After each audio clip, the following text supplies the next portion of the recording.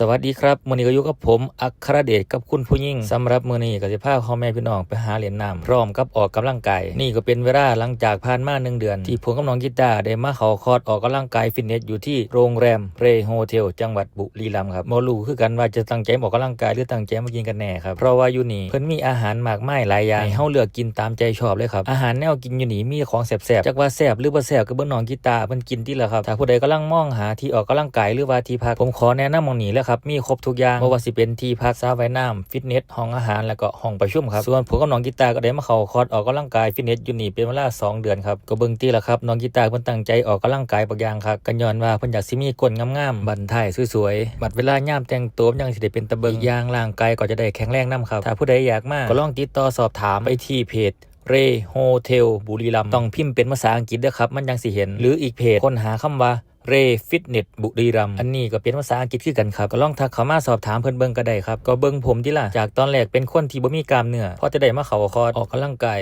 ใช้เวลาไปแค่1 เดือนกล้ามเนื้อขึ้นมาแบบนี้เลยครับตอนแรกน้ำหนักผมอยู่ประมาณ82 83ตอนนี้ลดเหลือประมาณ77 78ครับทุกการออกกำลังกายก็จะมีเทรนเนอร์คอยดูแลให้คำแนะนำแบบนี้แหละครับมาแรกๆก็สิเมื่อยตัวจักหน่อยครับก็ย้อนว่าร่างกายเฮาบ่ทันละชินถามมาเล่นเรื่อยๆเดี๋ยวก็ชินไปเองครับแล้วเบิ่งน้องกีตาร์เพิ่นทั้งเล่นทั้งม่วนไปนำออกกำลังกายให้ม่วนครับเดี๋ยวมันก็จะหายเมื่อยไปเองหายเมื่อยแม่มึงตีเสียงในหัวของน้องกีตาร์มันดังออกมานะครับเมื่อกี้อันนี้ก็เป็นท่าบริหารกล้ามดักทั้งย้อนทั้งเป่าปากก็ย้อนว่ามันเมื่อยสิเมื่อยปานใดเพิ่นก็บ่เซาพักเซาเมื่อยได้น้องกีตาร์ก็ได้ก็ย้อนว่าเพิ่นอยากสิหุ่นดีหุ่นงามเมื่อยปานใดก็สิอดเอาเพิ่นว่าก็อย่าลืมนะครับคันว่าผู้ใดสนใจผมก็ขอแนะนำหม้องนี้ล่ะครับโรงแรมเรโฮเทลจังหวัดบุรีรัมย์เป็นไหนครับ1 เดือนผ่านไปนี่คือผลลัพธ์การออกกำลังกายแค่1 เดือนนี่ครับนี่ก็สามารถลดไขมันลงไปตั้ง5 ถึง 6 โลแล้วครับเดี๋ยวมารอเบิ่งอีก1 เดือนต่อไปหุ่นผมกับน้องกีตาร์สิออกมาเป็นแนวใดรอติดตามเบิ่งครับ